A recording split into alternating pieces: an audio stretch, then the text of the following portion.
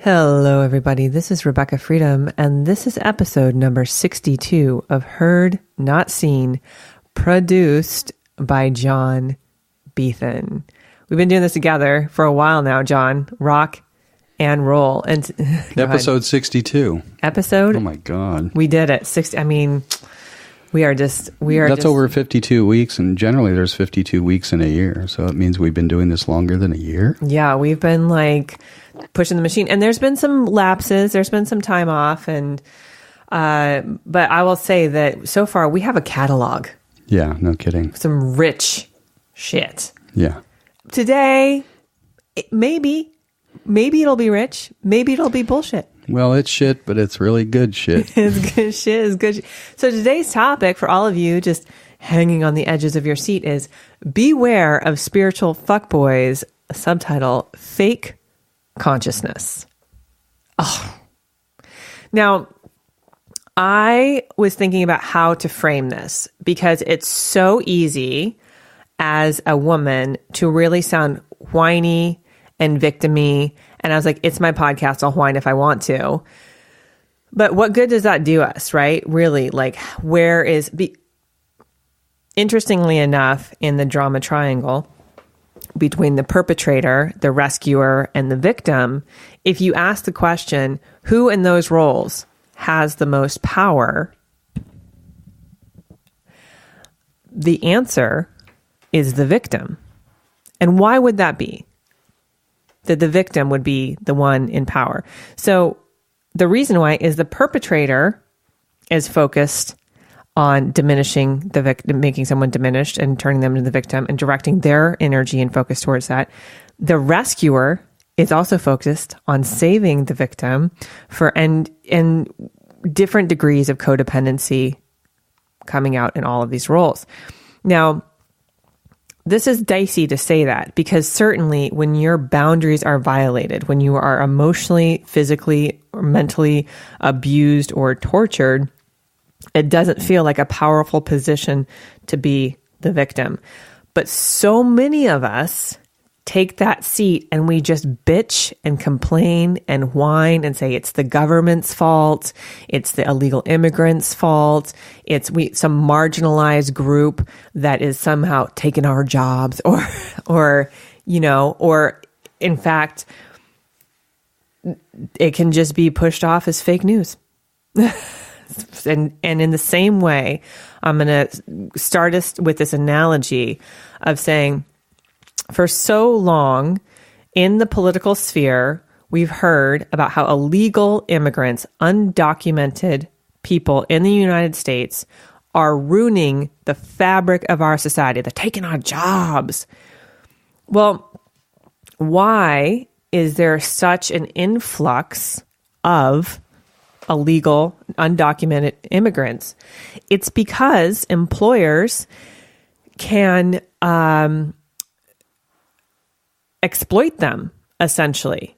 They can pay them low wages, no health care, totally run it under the radar, say that they're paying Social Security tax, but actually pocket it for themselves. And this all happens because we want, $3 strawberries instead of $6 strawberries, which, given the video game that's our economic society right now, it's systemic. It's coming from the top down. It's not from the bottom up. It's not like there's this whole faction of people that are like, I want to be undocumented. For people to be documented, it takes 6 years. I want to also say this other analogy of I have a friend who got picked up for THC, a dab in Missouri, and got put in jail for 3 months because of it, and now has a 5-year parole, which can be cut down for good time. But that means at any given moment, he can be put right back into the system.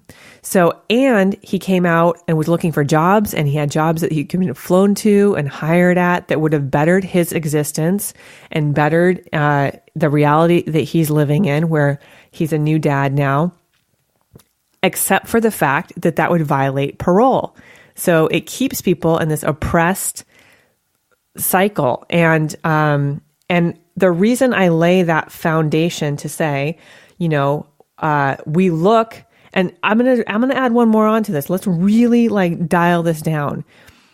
Prostitution, women who are street walkers, who are sex workers, who that is how they have come to earn their money. And a lot of times the cycle of addiction, drugs and other things are involved. Abuse has been put into place. There's a lot of, again, systemic issues from the top down, not from the bottom up. It's not like a bunch of people are like, let's band together and go freaking sell our bodies for meth. You know, that seems like a good life path. That seems like a spiritual, because people die on that life path. Like the hero's journey, the redemptive story is probably 1 in 1,000 of people that are in that group. And ultimately, I've watched enough documentaries on sex work because I have been a therapist for people who are in the industry and who have been escorts and have had a variety of sexual experiences, is that as a sex worker, they're the ones that get put in jail, not the perpetrator, not the person who paid necessarily the money for that. Granted, Johns do get paroled, but when a woman is a sex worker and beat to shit by the person, she's the one who's to blame. This is one of the things we see in rape culture a lot of time. Well, you were wearing a short skirt, so you caused this. You brought this on. So what I'm talking about today is a systemic issue. It's an issue. And there's a lot of pomp and circumstance, smoke and mirrors, and fucking bullshit going on. And I want to call it out. And I'm going to do it in just a way that I can try to be as transparent as possible. And I'm going to ask for grace from my dad, who's passed on, because we're going to tell some of the McClaskey story. It's an ugly story. I've shared parts of it before, but it's all adding up to the culmination of this moment that I'm sharing with you. So why are there fuckboys? Why are there men that just continue to come get the milk for free and then leave the cow stranded? Like, thanks. It's basically, again, like people that go chop shark fins off and throw the rest of the shark in the water and say like, oh, thanks for your fins for our medicinal soup that we're going to make. But now there's these carcasses at the bottom of the ocean. It's like the amount of aggression and even passive aggressiveness that's siphoned through this fucking thing called the spiritual conscious man is such fucking bullshit. It's a veneer. It's a veneer, right? Like, oh yeah, you speak goddess. No, you don't. So let's be clear about what a fuckboy is. It's somebody who wants the relationship dynamics. Sometimes it's, again, as cut and dry as somebody who would be a substance user, right? Who's maybe drinks alcohol too much or is using drugs on a recreational basis. And that's a very cut and dry fuckboy. They're just there for the night. They just want to get your pussy and get out of there. Or, you know, if they're bisexual, they'll try anything. So, and again, that's not to speak to bisexuality as some sort of demonic force. It's not. We can be healthily expressed in our sexual orientation. Fuck boys are unhealthy. They're unhealthy. Just like drinking too much, just like using heroin, just like recreational use of freaking medicinal medicine that alters your brain. That is a cut and dry fuckboy. I've even had a guy, Chasen, who told me, he's like, listen, I am a fuckboy. That's all I want. I just want to get in. And you saw the pain. It didn't matter. You saw like, okay, this is something that you have taken on as an identity for maybe a coping mechanism. It doesn't matter. People tell you who they are. Then, so those are the cut and dry fuckboys that you just know they're there for a good time. They're not going to have a relationship with you. They're not going to text you back. They're not going to see anything great or special about you because you're giving it up. You are giving up the keys to the palace. That's your pussy.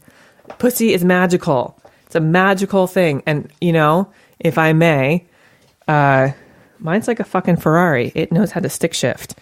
So as a side note, then John's like, what? Then there are the guys that are, you know, the daters. They're right over from the fuckboy. They're going to take you on the first date and you're going to have the conversation. It's not going to be just a freaking Tinder swipe and then someone coming over and doing you and leaving. It's going to look and sound like, oh, okay, maybe we get to know each other. But you still sleep together right away, right? There's not any like boundaries there. There's not any. And again, we'll just jump to the chase because we're going to really dig into the bullshit that is the spiritual fuckboy and focus on that. But why do fuckboys exist? It's because women let them. And I want to own now listen, I want to own, this is a two-way street.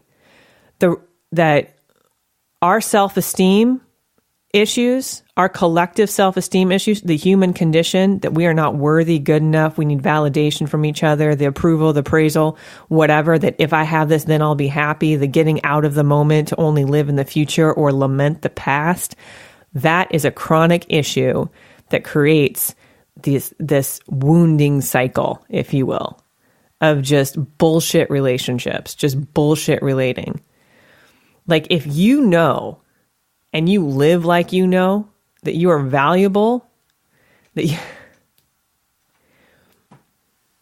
I want to really point this out. I've never owned anything from Tiffany's. But if I did, that's not going to just get thrown in some jewelry box willy-nilly. It's placed gently in a box, set aside. I have this one cuff that I bought for $300. It's like a power cuff. It has gemstones on it. And I set that aside specifically on top of other stones. It has its own place, almost as like its own mantle versus just some $15 thing I threw in a drawer. Value, like what you value, what you prioritize is incredibly important because, as Wayne Dyer says, change the way you look at things and the things you look at change, specifically with yourself. Now, we're in a throwaway culture as well. I want to relate this. Back in the couture days of fashion, there were 3 seasons where clothes would be made for those 3 seasons. They were made with high quality material and you wore them until they wore out, more or less. And you really were mindful about your purchases. Now in the world of fashion, there are 57 seasons. 57, that's more than the weeks in a year. So that means every single week, there's this mass production of clothes that are made from petrol, from gas, fibers that are being pumped into H&M, Forever 21. And don't get me wrong, like I go consume like the throwaway clothes. And then clothing is the second largest polluter in our planet. There's actually a documentary called The Real Cost that covers this. It talks about how farmers are drinking the pesticides that they're putting on the cotton fields because big corporations are saying, you know, we're going to bankrupt you if you don't do it this way or this other way. It's so corrupt. Why is this happening? It's fucking systemic. It's systemic because of this fucking consumption, this like void that we have where we don't come into this world and go, you know what? I was born. It's not an accident. I'm innately valuable. I'm valuable and I have something to contribute to this world. I have something that wants to be created through me. I am a child of God. I am connected to my higher power. I'm going to walk my path. And all of us are going to face good and evil in our lifetime. Let's just call it what it is. We're going to face these corrupt forces that would tell us, if you would have this, you'll be happier for the having it. Temporarily, you will. Temporarily getting that car or that relationship or that job or whatever it is You'll feel the nuance, the excitement of it. Psychologically speaking, that's part of our growth plate, our growth process. I hope everybody's following with me so far. So far, we've bullet pointed fashion and what different fuckboys are, why they're created, illegal immigration, and the systemic financial ruin that we're all in because of deep consumption. Also, the absolute rape of Mother Earth, Mother Gaia. You know what happens when you let a man into your temple, into your body? You let him reinforce that sense of low self-esteem. They joke about it. They're there to test you. What can they get away with? What can we get away with? Oh, I'll just tell her she's too much. She's just, and we're just like, listen, I want to know the role I'm going to play in your life so I know what level of commitment to give you. But guys will tell you, oh, you think too much. You're just too emotional. You're too insecure. You're too insecure. What's your issue? And we've been trained, or we've bought into this idea to be the cool girl. Don't be too needy. You be what you are. You be what you are. And that will stop this fuckboy situation. So let's get to the heart of the matter. Let's get to the meat of the matter. There are men in this world who have experienced some trauma in their life. Now, I'm not quite sure I'm going to lay this whole thing out, so just hang on and we'll get there together. My father was one of those men who was raped by his mother. She molested all three of her boys until around age 14 or 15. She was sexually inappropriate with him, and I don't know what level of mental disorder she had, but certainly there was one. So in the McClaskey household, they not only had a mother that was violating their boundaries, they had a father that was stoic and ignored it and turned the other way. So grow up in that environment and then go out into the world and try to have a relationship with a woman. It's going to fuck you up.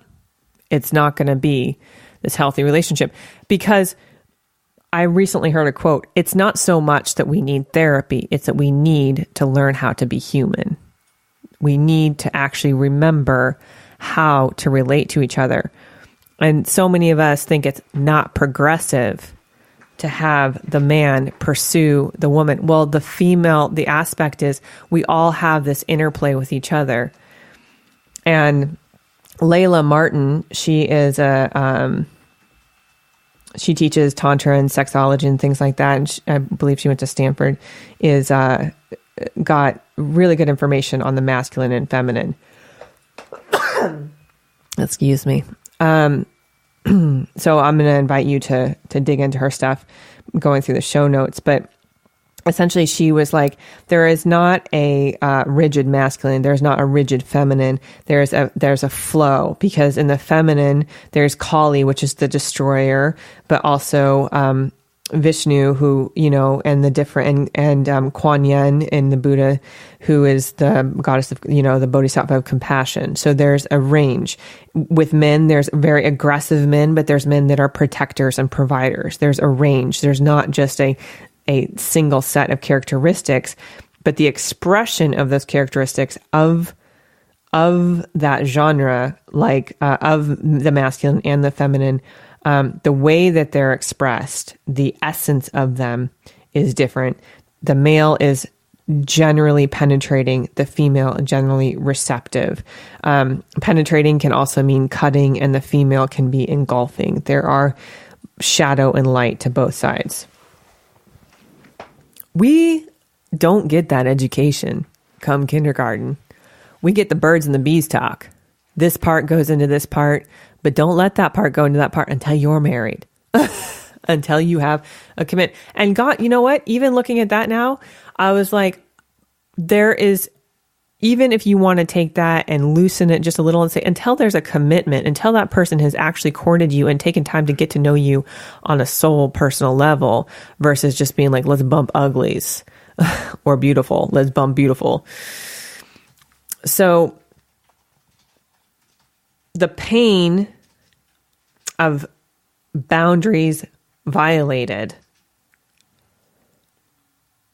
coalesces inside that person. My father was a brooding individual. He was a genius in his right, and many people who have had early trauma, Madonna was one of them. I believe her dad died early, and Rosie O'Donnell, again, loss of a parent early. And it's not true for everybody, but in my life, my parents have died, and it made me driven, hardcore driven.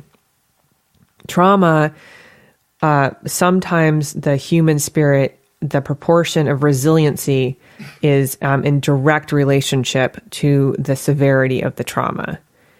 And that is something that's gorgeous about the human spirit. So what I would say is my mother had some trauma at age 19.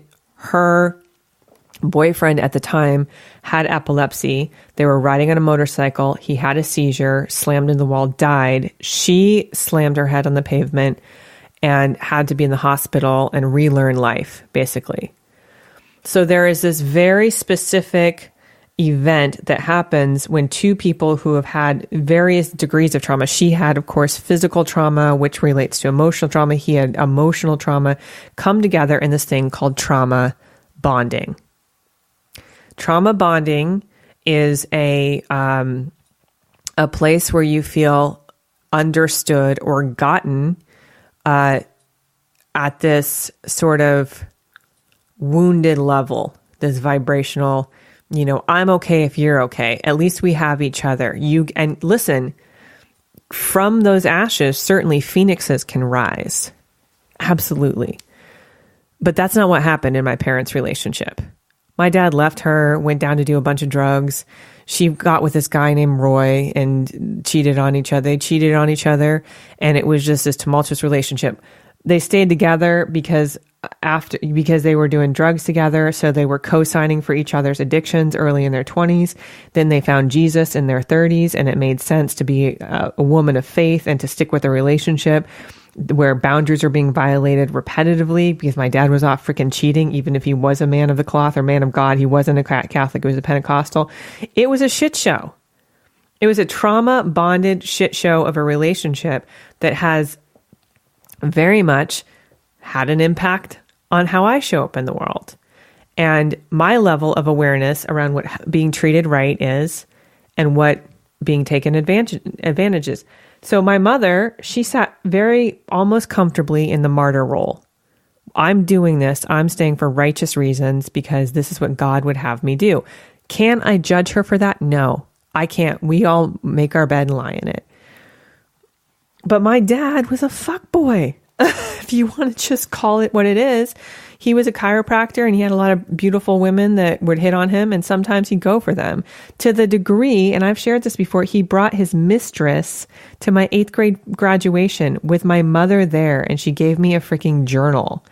Like, how fucked up is that? It's fucked up. Like, the degree of fucked up things that happened in the container of a relationship between two people who came together because they were trauma bonded and had children, got passed on to their kids. My sister married an alcoholic, and now they're working that path out to be sober and to be able to manage life together. She's like, it was hell the first 3 years. They're finally getting some sort of currency together where it's like healthier. And that's the sort of gift of commitment of somebody who will grow with you along this journey. But listen, man, the whole reason, and you want to buy into it, you really want to say like, oh, this person is, when it comes to spiritual fuckboys, and my Aunt Ava bought into it as well.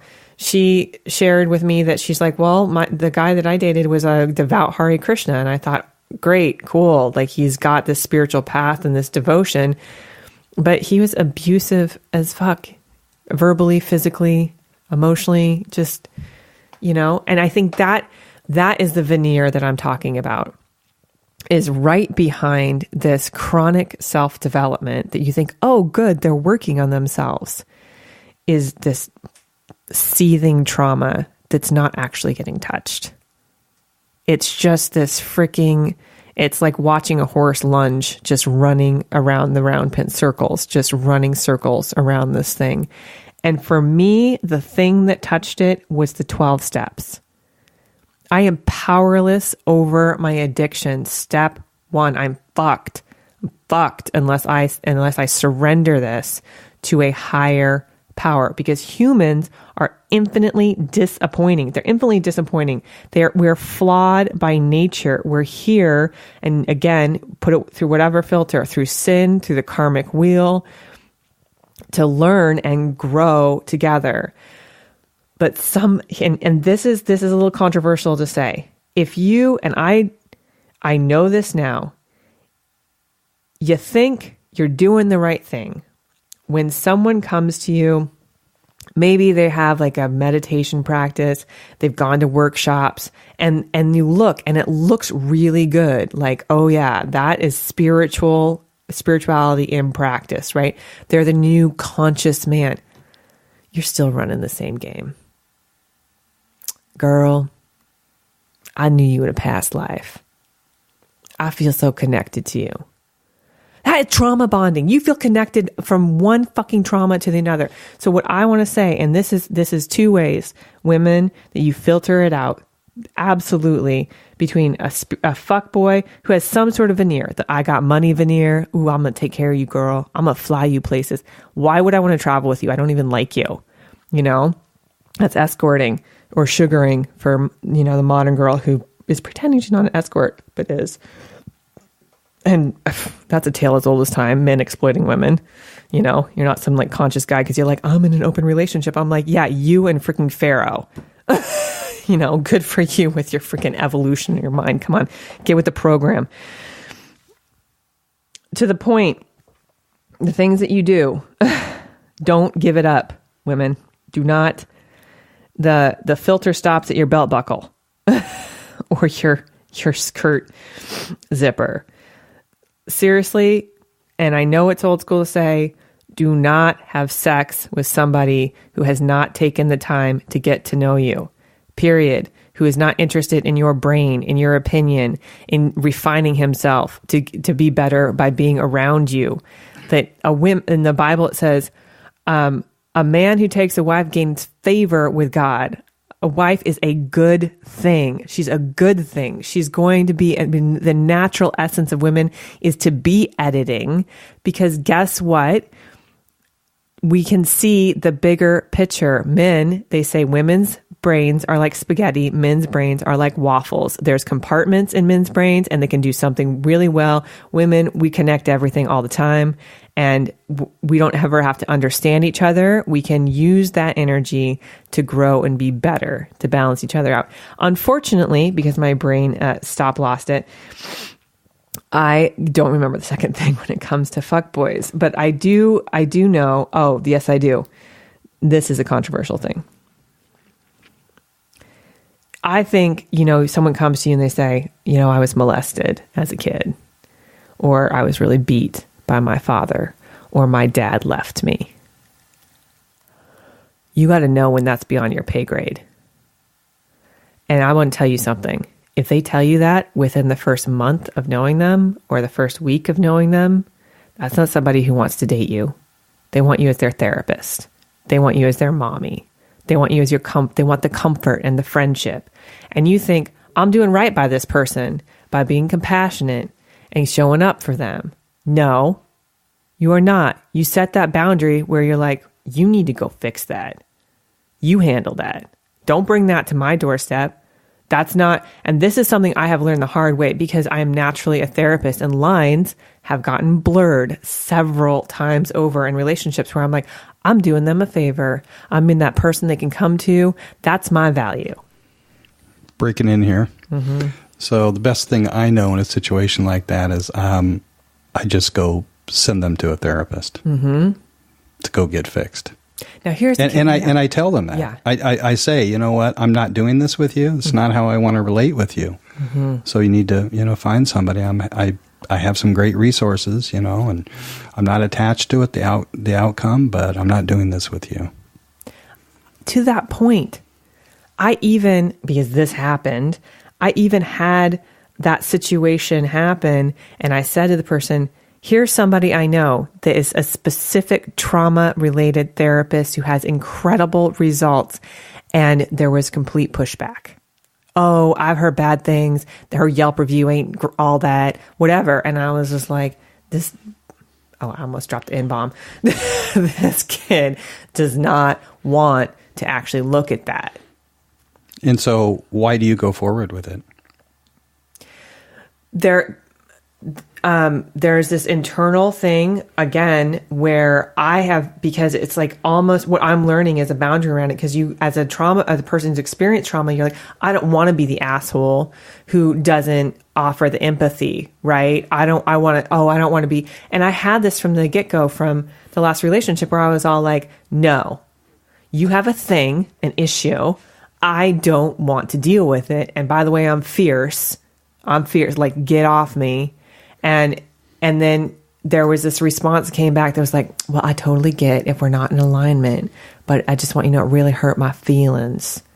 And then you hear that and you're just like, no. There's almost like this internal manipulation that happens, right? Yeah, well, Rebecca, you know me well enough to know that except in rare cases, you can't actually hurt people's feelings. They suffer themselves.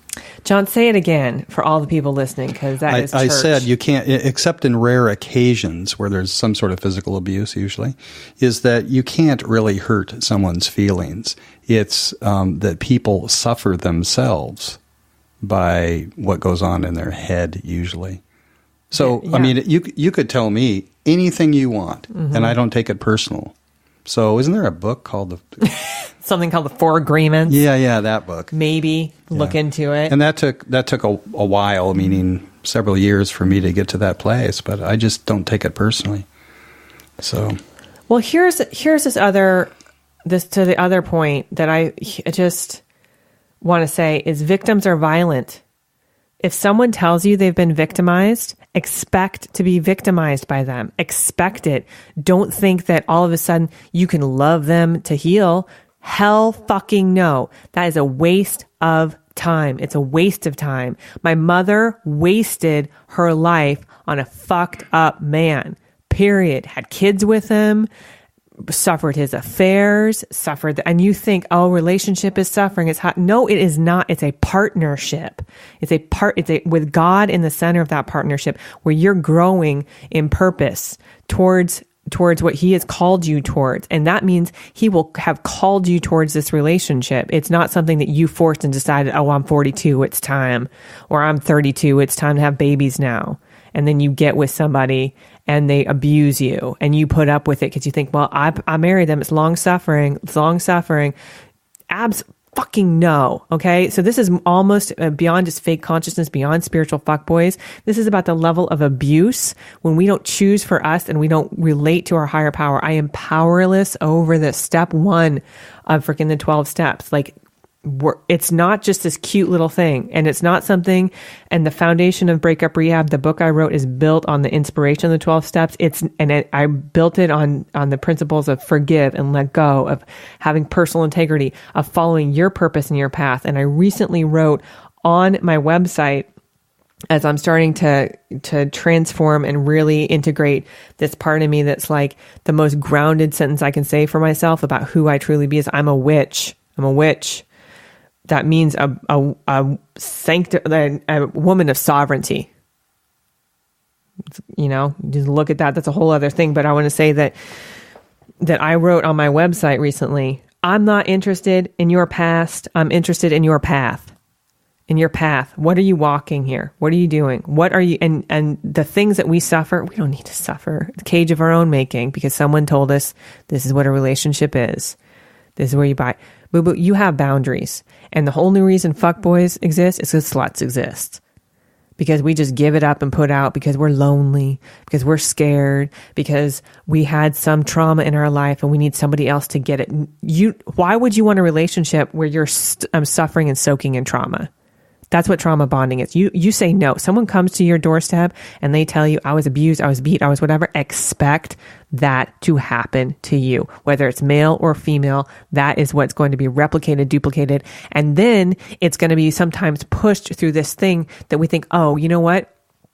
Doing sassafras, doing mushrooms, doing acid, doing this drug, whether it's pharmaceutical grade or it came from the jungle, is somehow going to save me and rescue me and set me free, and I'm going to see the light. Hallelujah. Praise God. Maybe. But when you wear that as an identity and you come to people like, I'm so transformed, I've changed. You know what? You can change your thought pattern. You can change your behavior. But you know what? Transformation is up to God. It is up to your relationship with your higher power. So you can walk around with this, I wear crystals on my neck and I'm, permaculture, whatever. Like, spiritual masturbation is a thing with your freaking, you can authentic relate to somebody and never be fucking real. And I don't get it right all the time. I clearly got with somebody who might have come to my doorstep and said, Rebecca, I'm going to waste your time. Would you like to have your time wasted? And at that particular moment, I did, because I felt lost. I felt like, I don't know what I'm doing. I don't know what direction I'm going. I don't know where the money's coming from, and the money hasn't come. So I was just like, I'll hang out with your lost ass too. I'm inviting everybody into a new paradigm, and not even a new paradigm, a paradigm that's existed for all of us, which is wholeness. That we're not here to just like beat the drum of our shadows and be like, and just lament the freaking torture that's happened for years, but to say like, I will rise above it and I will set these boundaries. If you come to my doorstep, I'm not your professional therapist. I'm not your mama. I'm somebody who will grow with you. And from that point of view, I'm going to say like, you can come to me with all the books you've read and we can philosophize, but it's philosophy. The young philosopher seeks philosophy to answer questions. The old philosopher comes knowing it will only create more questions. We're on a journey here together. We're, again, as I've said in other podcasts, we're walking each other home. So the spiritual fuckboy is just this freaking irresponsible, immature man who puts on this veneer of speaking goddess and has a whole other game he's spinning and running. But when it comes time to take responsibility for the relationship, to step up and not make you wrong for how you want to grow, he will put it on your shoulders if you crazy, what you want. You're overwhelming me with your contact. What's with Derrick? So, thank you. So in this journey that I have been on, I came across YouTube, and I would say that this was divinely orchestrated. There's a guy, Derrick Jaxn, who speaks to this, and he is a strong brother, and you can look up, again, his stuff in show notes. But he really, the one that got me started on this particular podcast is, there are men that want to show up for the relationship dynamic, but not the relationship responsibilities. They want the friendship, the sex, the good times. They can even come across as good guys. They'll even tell you they're good guys, and they're good company. But when you have a question or an opinion, or you want to maybe like challenge them a little bit, they'll shoot you down. Oh, I told you in the beginning, I wanted open relationship. Well, then don't fucking tell me I'll try monogamy. Like every term and every manipulation is this freaking narcissistic bullshit. Well, every once in a while it comes up in my consciousness to say, that's what guns are for. That's what duns are for. Guns. Yeah. Oh, let's not even start me down the freaking Italian path of like how many people needs to be in the graveyard, the boneyard immediately. Okay, let's save that for the next episode. We'll save that for the next episode. So let's just drill this down.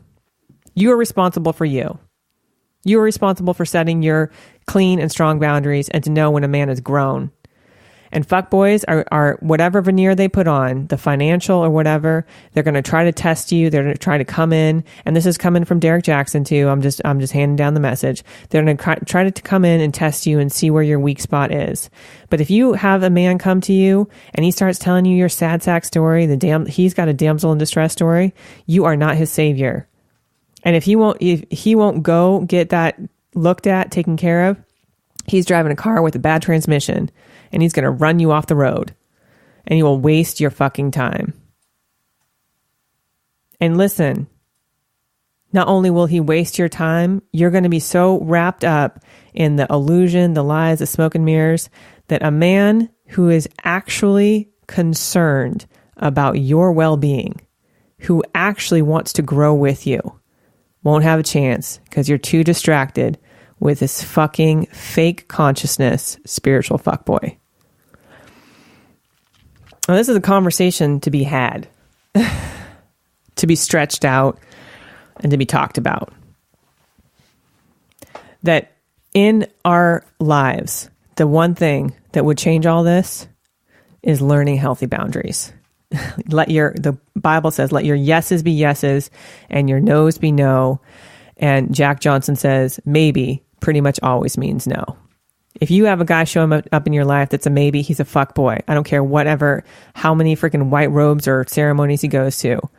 There's Christian fuck boys, there's Buddhist fuck boys, there's Islamic fuck boys, there's Zoroastrian fuck boys, there's Wiccan fuck boys, there's whatever freaking cloud and smoke and mirrors they want to put in. But a genuine man will be concerned about your well-being, will show up and be responsible when you say, babe, that hurt me, and he won't make you feel crazy for it.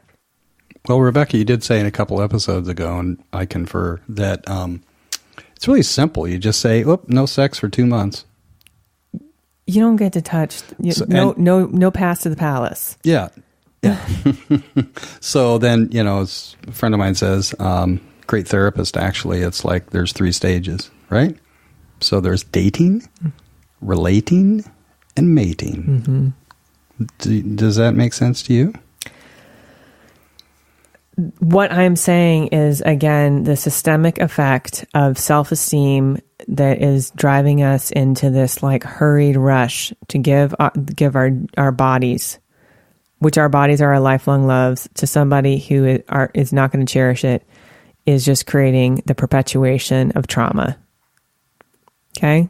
Trauma bonding, trauma relationships create more trauma.